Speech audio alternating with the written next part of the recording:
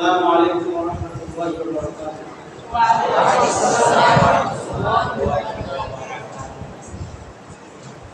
إن الحمد لله نحمده ونستعينه ونستغفره ونعوذ بالله من شرور أنفسنا ومن سيئات أعمالنا.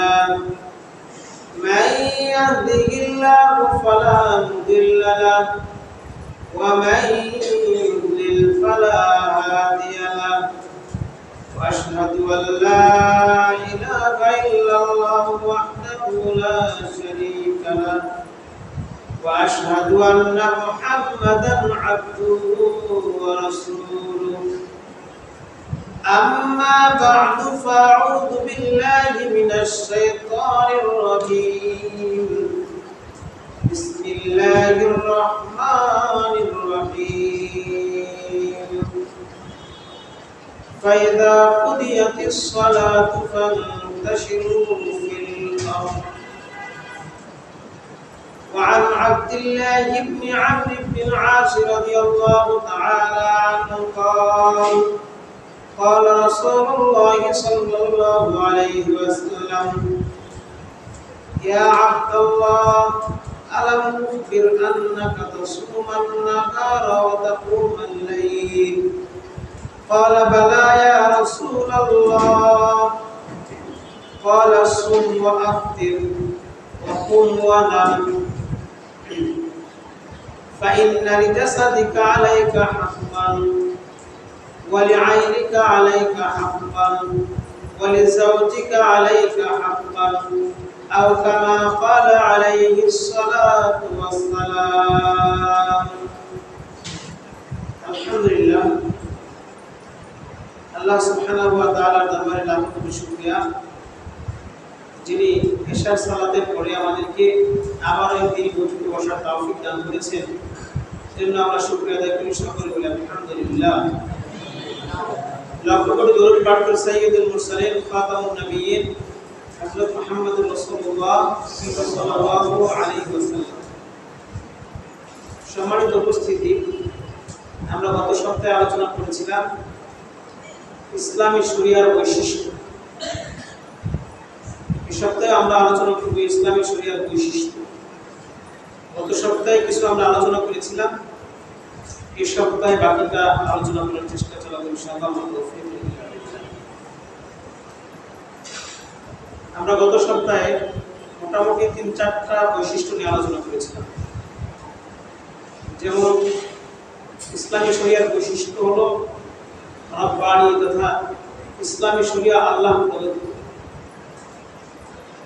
2 নম্বর, ইসলামী শরিয়ার মধ্যে তাহরিফ এবং তাবদীল থেকে মুক্ত।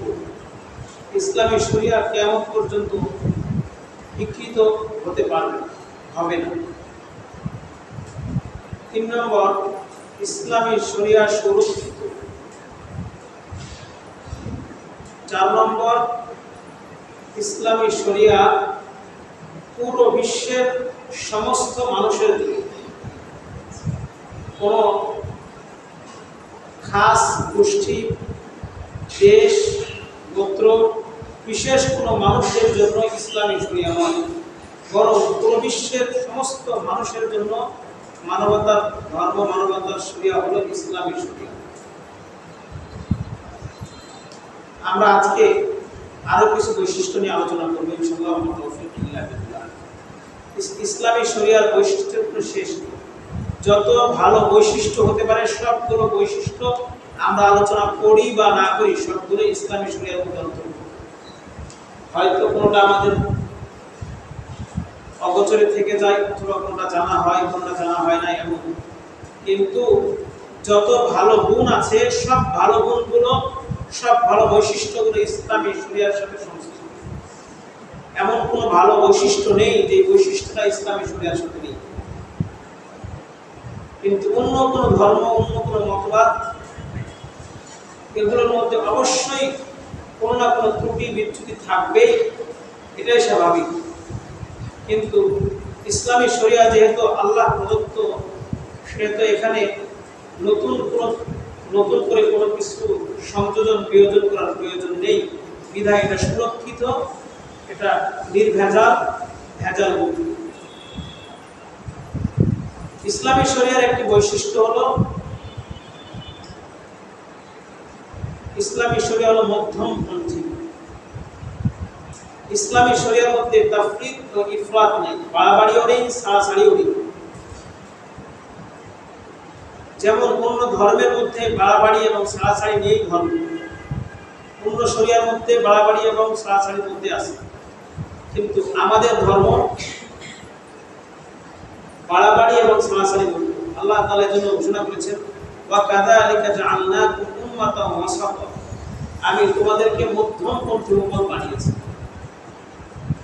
যারা সব কিছুতে মধ্যমপন্থা অবলম্বন করে। কিন্তু ভিন্ন ধর্মের ক্ষেত্রে দেখা যায় কেউ কোনো ধর্মের ক্ষেত্রে বাড়াবাড়ি আছে, আবার কোনো ক্ষেত্রে ছাড়াছাড়ি আছে। যেভাবে অন্য ধর্মের মধ্যে আছে যে তারা যদি তাদের স্ত্রীরা হায়েজগ্রস্ত হয় তাহলে তাদেরকে বাড়ি থেকে বাহির করে দেওয়া হয়, তাদেরকে বিছানা আলাদা করে দেওয়া হয়। এক এক ধর্মে এক একটা বিধান দিয়েছে, কিন্তু ইসলাম এতটা বৈষম্যপূর্ণ নয়।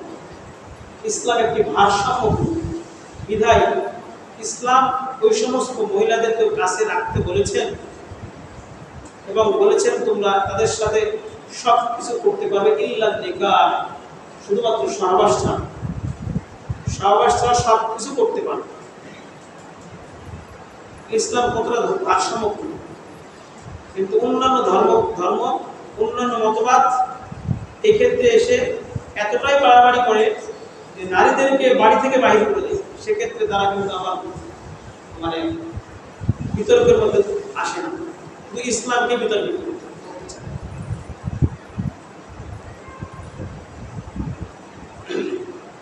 আবার ইসলামী শরিয়ার একটি বৈশিষ্ট্য হলো সহজ।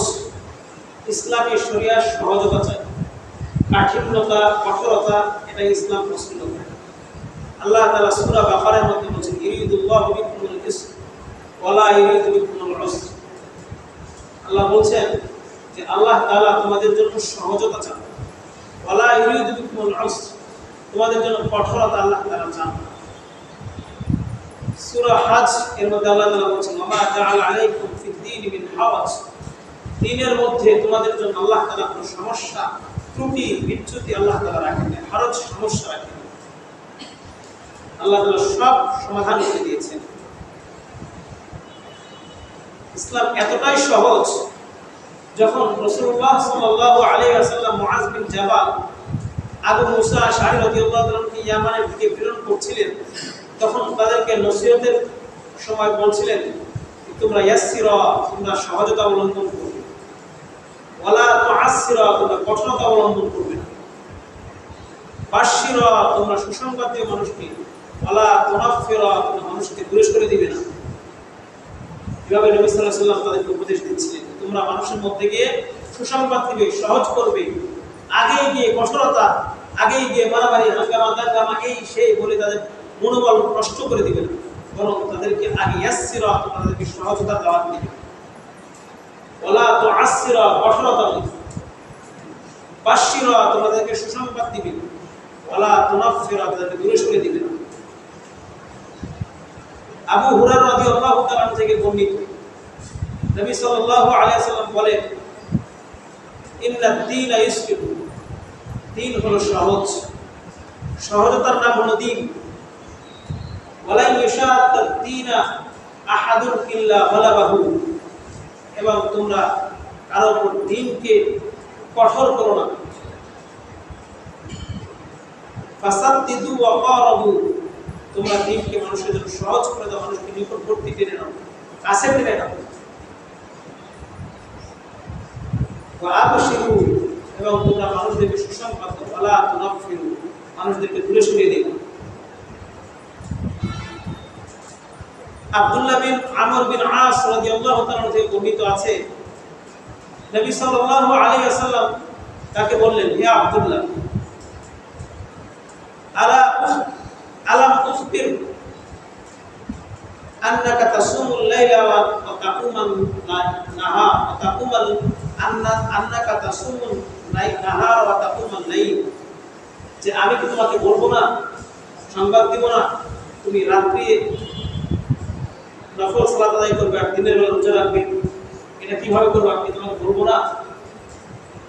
দেখা যেত তিনি সারা রাত তাহাজ্জুদের নামাজ পড়তেন, নফল সালাত আদায় করতেন, আবার দিনের বেলা সারাদিন রোজা রাখতেন। এই জন্য নবী সাল্লাল্লাহু আলাইহি ওয়াসাল্লাম তাকে বললেন, আমি তোমাকে এটা বলে দিব না? তখন তিনি বললেন, বালা ইয়া রাসূলুল্লাহ, অবশ্যই আপনাকে বলে দিবেন হে আল্লাহর রাসূল। তখন রাসূলুল্লাহ সাল্লাল্লাহু আলাইহি ওয়াসাল্লাম বললেন, সুম ওয়া আফতির, তুমি রোজা রাখো এবং রোজা ভঙ্গ করো। মাঝে মধ্যে রোজা রাখবে, আবার মাঝে মধ্যে রোজা ভঙ্গ করবে। আকুম ওয়া নাম, তুমি রাত্রের কিছু অংশে তাহাজ্জুদের নফল সালাত আদায় করবে, আবার কিছু অংশ ঘুমাবে। ফাইন্না লিজাসাদিকা আলাইকা হাক্কান, কারণ তোমার শরীরের মধ্যে তোমার জন্য হক রয়েছে। ওয়ালি আইনাইকা আলাইকা হাক্কান, এবং তোমার চোখে তোমার জন্য হক রয়েছে, চোখকে ঘুম পাড়ানোর সুযোগ দিতে হবে। এরপরে নবী সাল্লাল্লাহু আলাইহি ওয়াসাল্লাম বলেছেন, ওয়ালি যাওজিকা আলাইকা হাক্কান, তোমার স্ত্রীর উপর তোমার হক রয়েছে। সারাদিন যদি রোজা রাখো, সারা রাত যদি সালাত পড়তে থাকো, তাহলে নিজের শরীর নষ্ট হয়ে যাবে এবং স্বাস্থ্যের ক্ষতি আসবে, ঘুমের ব্যাঘাত ঘটবে এবং স্ত্রীর হক আদায় করতে পারবে না। এজন্য নবী সাল্লাল্লাহু আলাইহি ওয়াসাল্লাম বললেন যে তুমি রোজা রাখবে, রোজা ভঙ্গ করবে, আবার রাত্রের কিছু অংশ তাহাজ্জুদের নামাজ পড়বে, আবার কিছু অংশ ঘুমাবে। কারণ তোমার শরীরের উপর তোমার হক রয়েছে, তোমার চোখের জন্য তোমার হক রয়েছে, আবার তোমার স্ত্রীর উপরও তোমার হক রয়েছে। এই হকগুলো পালন না করলে তুমি গুনাহগার হবে। একদা নবী সাল্লাল্লাহু আলাইহি ওয়াসাল্লামের নিকট তিনজন সাহাবী গিয়েছেন। তিনজন সাহাবী গিয়ে তারা বলছেন, তাদের রাসূল সাল্লাল্লাহু আলাইহি ওয়াসাল্লামের স্ত্রীদেরকে বলছেন যে রাসূল সাল্লাল্লাহু আলাইহি ওয়াসাল্লামের কি আমল। তখন রাসূলুল্লাহ সাল্লাল্লাহু আলাইহি ওয়াসাল্লামের স্ত্রীরা বললেন যে তিনি ঘুমান, তিনি সালাত আদায় করেন, রোজা রাখেন, রোজা ভঙ্গ করেন, কিভাবে তিনি ক্রিয়া করতেন। তখন সাহাবা کرام বললেন যে নবী সাল্লাল্লাহু আলাইহি ওয়াসাল্লামের তো এমন ব্যক্তি, কত গফরাল্লাহু লাকা মা তাকাদ্দামা মিন যামবিকা ওয়া মা তাআখার, তিনার পূর্বের পরের সকল গুনাহ মাফ। যদি তিনার পূর্বের পরের সকল গুনাহ মাফ হওয়া সত্ত্বেও এত আমল করেন, তাহলে আমাদের তো গুনাহের সীমা নেই, আমাদের কত আমল করা লাগবে। তখন একজন বলে উঠলেন, আমি সারা জীবন নামাজ পড়তে থাকব। আরেকজন বললেন, আমি সারা জীবন আর বিবাহ করব না। আরেকজন বললেন, আমি সারাদিন রোজা রাখব, সারা জীবন রোজা রাখব, কোনোদিন রোজা ভঙ্গ করব না। একথা রাসূলুল্লাহ সাল্লাল্লাহু আলাইহি ওয়াসাল্লাম ভিতর থেকে শুনছিলেন। শোনার পর রাসূলুল্লাহ সাল্লাল্লাহু আলাইহি ওয়াসাল্লাম ঘর থেকে বাইরে আসলেন, এসে বললেন, তোমরা কারা এই কথাগুলো বলছিলে? আমি তো ঘর থেকে সব শুনছিলাম। জেনে রাখো, আমি আমল করতে বেশি ভালোবাসি, আমি তোমাদের চাইতে আল্লাহকে বেশি ভালোবাসি। আমি রোজা রাখি, আবার রোজা ভঙ্গ করি, আমি সালাত আদায় করি, আবার ঘুমাই, এবং আমি স্ত্রী সহবাসও করি। সুতরাং তোমরাও এগুলো করবে। মান রাগিবা আন সুন্নতি ফালাইসা মিন্নি, এরপর রাসূল সাল্লাল্লাহু আলাইহি ওয়াসাল্লাম বললেন যে আমার এই সুন্নাহগুলো থেকে বিমুখ হয়ে যাবে, যে বৈরাগ্য হয়ে যাবে, সে আমার দলভুক্ত নয়। তাহলে ইসলাম কতটা সহজ ধর্ম, অথচ এত সহজ ইসলাম ধর্ম হওয়া সত্ত্বেও কিছু কিছু কুলাঙ্গারগুলো বলে ইসলাম অনেক কঠিন। ওরা শুধু দেখে ইসলাম বলেছে ওয়ালাকুম ফিল কিসাসি হায়াতুন ইয়া উলিল আলবাব, কিসাসের মধ্যে মানুষ যদি মানুষকে মেরে ফেলে, তার জীবন নেওয়ার মধ্যে তোমাদের জন্য রয়েছে অনেক জীবন নিহিত রয়েছে। কাউকে আহত করলে তাকে আহত করার মধ্যে রয়েছে অনেক কল্যাণ, চুরি করলে তার হাত কাটার মধ্যে রয়েছে কল্যাণ, ব্যভিচার করলে সে যদি অবিবাহিত হয় তাহলে তাকে 100 বেত্রাঘাত করতে হবে, বিবাহিত হলে তাকে মেরে মেরে ফেলতে হবে, এটার মধ্যেই রয়েছে কল্যাণ। কিন্তু এই মানুষগুলো এই বিধানগুলোকে সামনে নিয়ে এসে প্রশ্ন উত্থাপন করে ইসলাম কতটা বর্বর, মানুষের হাত একটা নির্জলা ভালো সুস্থ মানুষের হাতে কেটে ফেলবে, নির্জলা সুস্থ মানুষকে মেরে ফেলবে, নির্জলা সুস্থ মানুষের হাত কেটে ফেলবে, 100 বেত্রাঘাত করবে, মানুষকে পাথর দিয়ে মেরে ফেলবে। কতটা নিষ্ঠুর, কতটা উচ্ছৃঙ্খল, কতটা বর্বর ইসলাম ধর্ম। এভাবে তারা প্রশ্ন উত্থাপন করে। অথচ তারা ইসলামের এই বিধিবিধানগুলোর মূল রহস্য একমাত্র জানে না। একজন মানুষ যদি জেনা করার পরে সেই জেনার বিচার হয়, সারা পৃথিবী থেকে জেনা উঠে যাবে। বিচার মুক্ত দেশে যদি 1000টা জেনা হয়, যেখানে বিচার চলবে সেই দেশে 10টা জেনা পাওয়াটাও মুশকিল হয়ে যাবে।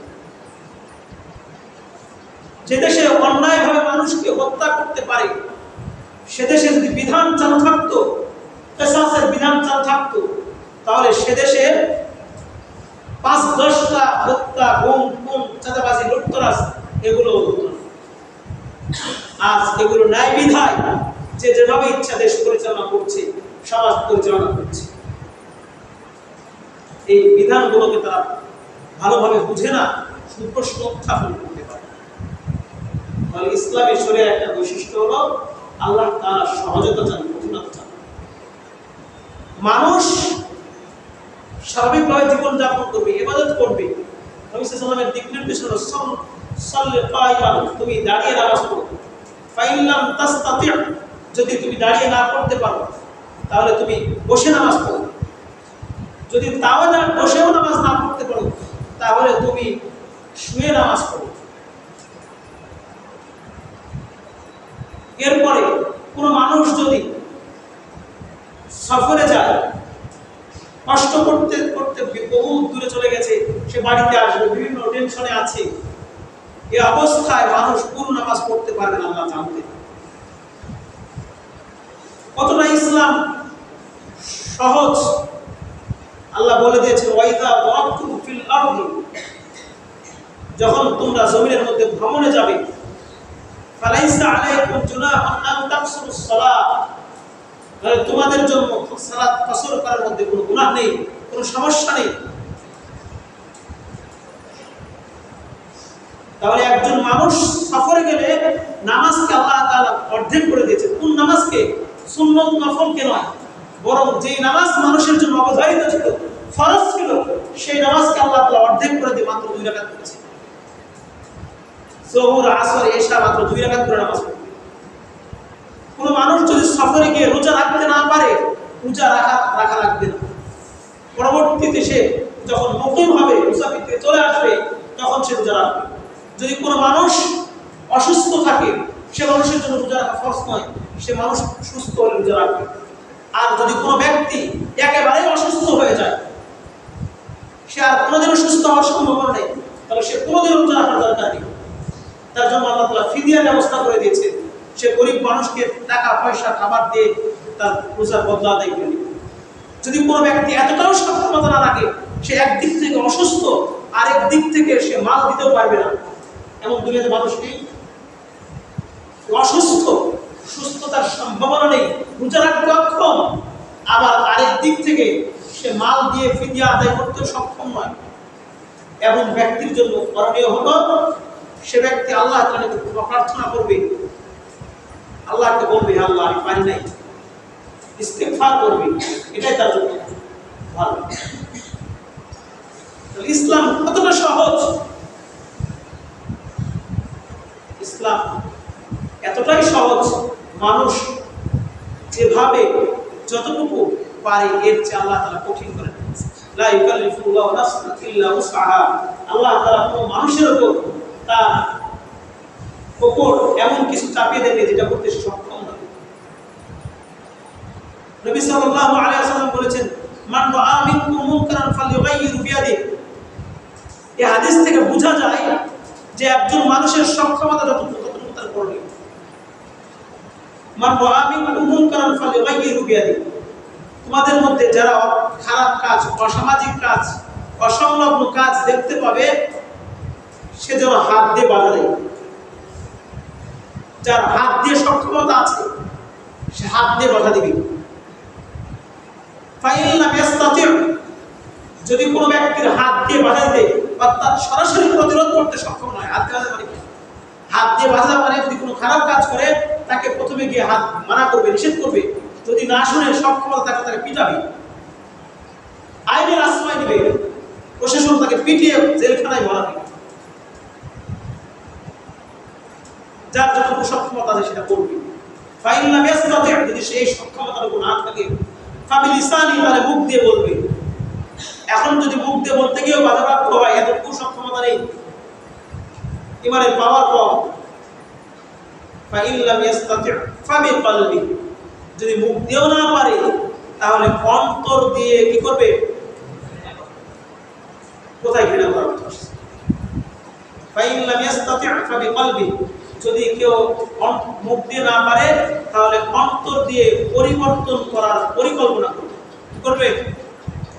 অন্তর দিয়ে পরিবর্তন করার পরিকল্পনা করবে। মানে এক জায়গায় গান হচ্ছে, ওই জায়গায় গান হলে ঘৃণা না করলে সে কাফের। কি? এক জায়গায় গান হচ্ছে, এক জায়গায় মদের আসন চলছে, এক জায়গায় পতিতালয় তৈরি হচ্ছে, এক জায়গায় মদের লাইসেন্স দিচ্ছে, এক জায়গায় মানব রচিত আইন তৈরি হচ্ছে, এই সমস্ত কাজ যদি তৈরি হয় আর করে, আর সেখানে যদি কোনো মানুষ ঘৃণা না করে, সে তো মুসলিমই থাকতে পারবে না। সে মুসলিম থাকতে পারবে? মদের আসন চলছে, গানের আসন চলছে, মানব রচিত আইন তৈরি হচ্ছে সংসদে, যদি কোনো মানুষ ওই মানব রচিত সংবিধানকে ঘৃণা না করে, যদি কোনো মানুষ ওই মদের আসনকে ঘৃণা না করে, যদি কোনো মানুষ নাচের আসনকে ঘৃণা না করে, সে তো মুমিনই থাকতে পারবে না, মুসলিমই থাকতে পারবে না। তাহলে ঘৃণা করা না, বরং ঘৃণা করতে তো হবে প্রথম থেকে। ঘৃণা করেই তো আমি প্রথমে হাত দিয়ে বাধা দিব, ঘৃণা করেই তো আমি মুখ দিয়ে বাধা দিব। এরপরে আমি ঘৃণা করা সত্ত্বেও মুখ দিয়ে বাধা না পারছি এগুলো করতে, তাহলে এবার আমার তৃতীয় নম্বর করণীয় হলো ওই কাজকে প্রতিরোধ করার জন্য যে কাজ যেটা করলে, যে পরিকল্পনা করলে ওটা পরিবর্তন হবে, সেটার জন্য পরিকল্পনা করা। হতে পারে কয়েকজন মানুষকে দাওয়াত দেওয়া, হতে পারে লাঠি তৈরি করা, হতে পারে অস্ত্রের ট্রেনিং দেওয়া, হতে পারে যে কোনো কাজ, যেই মাধ্যম দিয়ে ওই গান, নাচ, মদের আসল, মানব রচিত সংবিধান পরিবর্তন করা যাবে, সেটাই তাকে করতে হবে। এটার নাম হলো ফাইন লাম ইস্তাতি' ফাবিকলবি ওয়া যালিকা আযআফুল ঈমান। আর এই যে পরিকল্পনা করা, মানুষকে তৈরি করা, আমি আজকে একাই পারছি না, 10 জন মানুষকে তৈরি করব, এটার নাম ফাইন লাম ইস্তাতি' ফাবিকলবি। আমি একাই পারছি না, এর জন্য আমার 5 লাখ তৈরি করব। আমার একাই সক্ষমতা নেই, বিধায় আমার প্রস্তুতি গ্রহণ করা লাগে, প্রস্তুতি গ্রহণ করা হবে। এটার নাম হলো ফাইন লাম ইস্তাতি' ফাবিকলবি ওয়া যালিকা আযআফুল ঈমান। তাহলে ফাইন লাম ইস্তাতি' ফাবিকলবি অর্থ কি? যদি মুখ দিয়ে না পারে তাহলে অন্তর দিয়ে পরিকল্পনা করবে, পরিবর্তনের চেষ্টা করবে। যেই কাজ করলে আমাকে 10 কিলোমিটার দূরে অমুক ভাইকে দাওয়াত দিয়ে আসলে সে এটাকে প্রতিরোধ করতে পারবে, তাহলে 10 কিলোমিটার দূরে গিয়ে ওকে নিয়ে আসে এই কাজ প্রতিরোধ করতে। আমার সমাজের যুবকদেরকে তৈরি করতে হবে এই কাজ প্রতিরোধ করার জন্য, তাহলে তার ফরজ দায়িত্ব হলো প্রতিরোধ দাওয়াত দিয়ে প্রস্তুত করা। 10 জনকে প্রস্তুত করা হয়েছে, এখন 10 জন মিলে ওই প্রতিরোধ করতে পারবে না, তাদের প্রশিক্ষণ দেওয়া লাগবে। তাহলে এখন ফরজ দায়িত্ব হলো ওই প্রশিক্ষণ দেওয়া। যেটা করলে নাচ, গান, মদের আসর, ওই মানব রচিত সংবিধান পরিবর্তন হবে, এটাই তার হওয়া দরকার, এটাই করতে হবে। এটার নাম ফাইন লাম ইস্তাতি' ফাবিকলবি। যদি সে মুখ দিয়ে, হাত দিয়ে না পারে তাহলে অন্তর দিয়ে পরিবর্তন করার পরিকল্পনা করতে হবে। এর নাম হলো ইসলামী শরিয়া। ইসলামী শরিয়ার একটা বৈশিষ্ট্য হলো মধ্যম পন্থা। 2 নম্বর হলো আজকের বিষয়ের 2 নম্বর আমরা দিন আলোচনা করেছি, ইসলাম সহজতা চাই। ইসলামী শরিয়া সহজ, কাঠিন্যতা ইসলামী শরিয়া চায় না। ইসলামী শরিয়া মানব স্বভাবের সাথে মিল রেখে চলতে চায়। আল্লাহ তাআলা বলেছেন, ওয়ালান তাজিদা লিসুন্নাতিল্লাহি তাবদীলা, আল্লাহ তাআলার সুন্নাত, আল্লাহ তাআলার রীতিনীতি কোনো মানুষ পরিবর্তন করতে পারে না। যেই রীতিনীতির উপর মানুষকে আল্লাহ তাআলা তৈরি করেছে সেই রীতিনীতিতে পৃথিবী চলবে। সুতরাং এই নীতি থেকে পরিবর্তন করতে পারবে না। ইসলামী শরিয়া ওই নীতিতেই চলবে। ফিতরাতুল্লাহি আল্লাতী ফাতারান নাস আলাইহা, আল্লাহ তাআলার ফিতরাত হলো ওইটা যেটাকে আল্লাহ তাআলা যেই ফিতরাতের উপর, যেই প্রকৃতির উপর, যেই নেচারের উপর আল্লাহ তাআলা মানুষকে সৃষ্টি করেছে। তাহলে আল্লাহ তাআলার শরিয়া কোনটা? মানুষের মন যা চায়, মানুষ যা চায়, মানুষের সবাই যেটা প্রয়োজন, এটাই হলো আল্লাহ তাআলার ফিতরা, এটাই হলো আল্লাহ তাআলার শরিয়া। এখন যদি বলা হয় নাচ গান তো মানুষের ফিতরা, এটা মানুষের ফিতরা হয়, বরং এটা মানুষের অন্তরের প্ররোচনা, এটা বিকৃত মস্তিষ্কের, বিকৃত মনের মানে বাসনা। এটা কোন সুস্থ মানুষের চাহিদা না। সুস্থ মানুষের চাহিদা সিনেমা বিচার, নাচ গান, মদের আসর এগুলো হতে পারে না। সুস্থ মানুষ সবসময় সুস্থ জিনিস চিন্তা করবে। তার মানে বুঝতে হবে যারা এগুলো করবে তাদের মন মস্তিষ্ক সুস্থ নয়, এদের মন মস্তিষ্ক সব অসুস্থ, বিকৃত। যদি কোনো মানুষ অসামাজিক কোনো কার্যকলাপ করে, সালাফরা যে কথা বলেছে, ইসলাম যে কাজ করেছে, এর বিপরীত কোনো কাজ করে, তাহলে বুঝতে হবে ওটা ইসলামী শরিয়া নয়, ওটা ফিতরাতুল্লাহি আল্লাতী ফাতারান নাস আলাইহা, মানুষ যে ফিতরাতের উপর সৃষ্টি হয়েছে সেই ফিতরাত ওটা নয়। ইসলামী শরিয়া মানব স্বভাবের সাথে মিল রেখে চলে। ইসলামী শরিয়া এটা কিয়ামত পর্যন্ত তাজদীদ, নবায়ন হতে থাকবে এবং ইজতিহাদ, অর্থাৎ ইজতিহাদ করতে থাকবে। নবী সাল্লাল্লাহু আলাইহি ওয়াসাল্লাম বলেছেন, ইন্নাল্লাহা ইয়াবআথু লিহাদিল উম্মাহ, আল্লাহ তাআলা এই উম্মতের জন্য প্রেরণ করেন,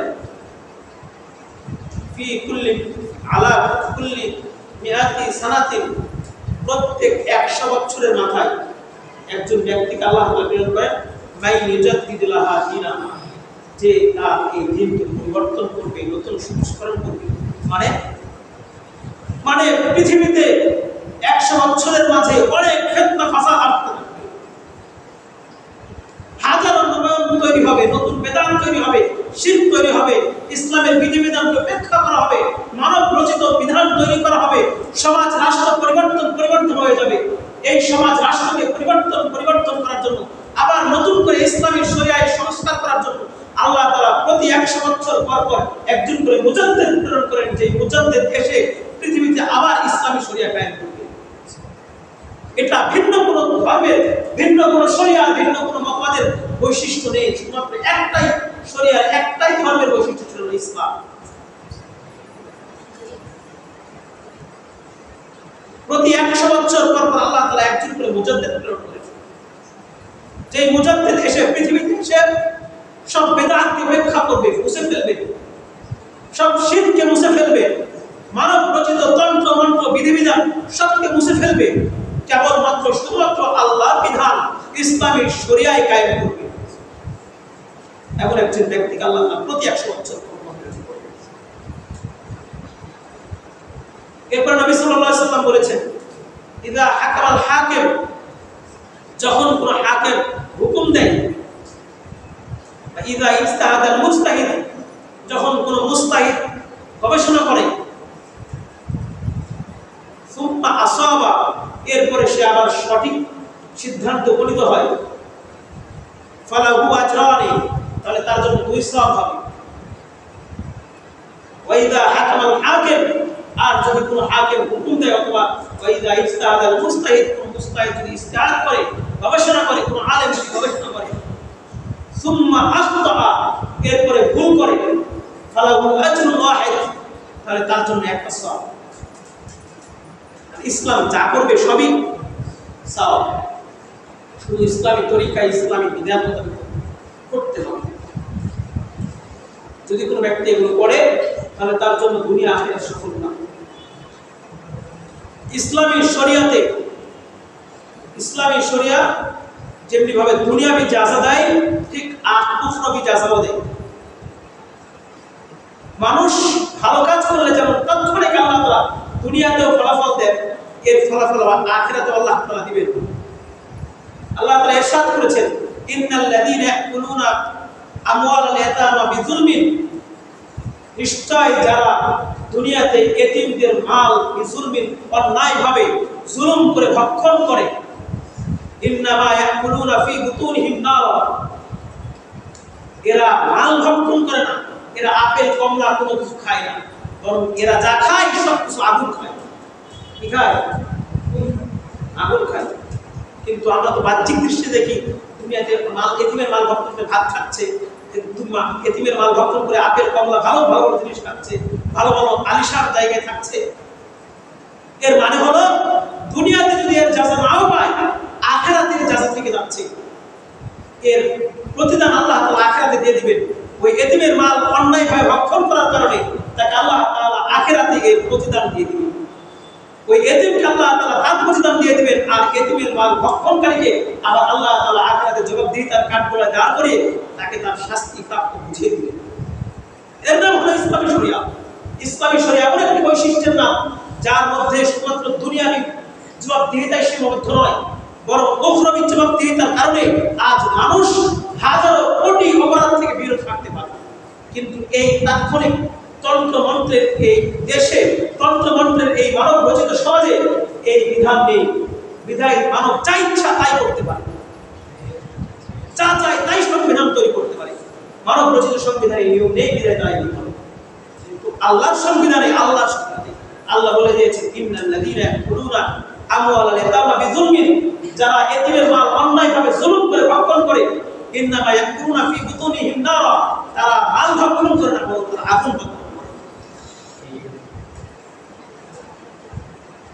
আল্লাহ তাআলা বলছেন, ফামান ইয়ামাল মিসকালা যাররাতিন খায়রান ইয়ারা ওয়া মান ইয়ামাল মিসকালা যাররাতিন শাররান ইয়ারা, যে সামান্য ভালো কাজ করবে তারও প্রতিদান তাকে দেওয়া হবে, যে সামান্য খারাপ কাজ করবে তারও প্রতিদান তাকে দেওয়া হবে।